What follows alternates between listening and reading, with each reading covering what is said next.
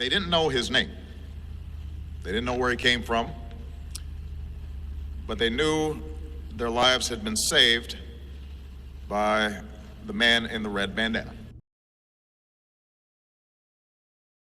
This mysterious man wearing a red bandana, running around, putting out fires, calling out triage, you know, if you can stand, stand now. If there's someone you can help, do so. Come up, stand up and follow me now. And I went, oh my God, Wells, there you are. Oh, hello everyone. My name is Allison Remy Crowther. I'm the mother of Wells Remy Crowther, who was an equities trader at the World Trade Center, and he's known now around the world as the man in the red bandana for his actions on September 11th, 2001, saving at least 12 lives. Wells was such a delight. He was funny. He was such a good boy. His friends would say if we were anywhere with Wells, we knew he would have our back. There was one story that there was a fight that was building up when he was in high school, and there were two boys involved. One was a friend of his, and apparently there was a knife involved. And so Wells stepped in.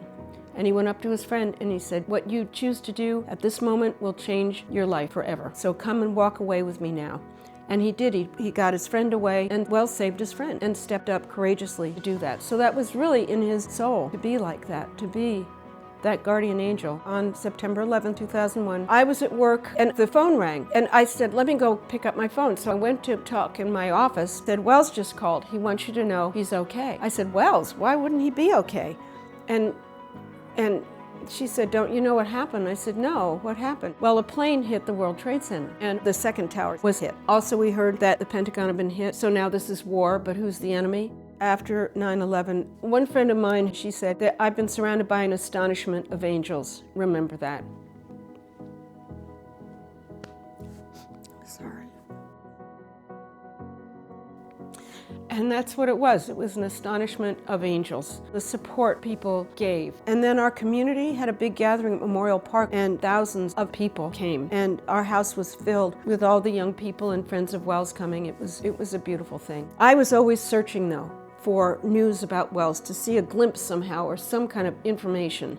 Something just kept driving me. Call it mother's instinct, I don't know. Anyway, so on March 19th, actually to be exact, and 19 was his lucky number, his body was recovered from ground zero and he was intact. There were people reporting about Wells from the first day. There's this man wearing a red bandana going up and down the stairs helping people, which was astonishing to me. I never knew. The first day or two, people were already talking about him. I knew none of that. But that's how he was identified, and that's how I found him. If it hadn't been for that red bandana, we never would have learned the story and never known what he did. The most important thing you have to remember is you cannot live in fear.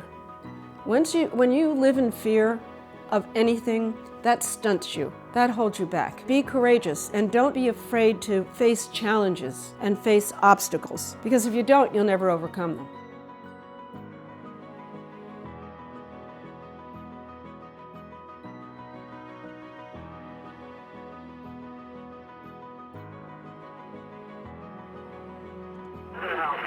Mom, this is Wells. I want you to know that I'm okay.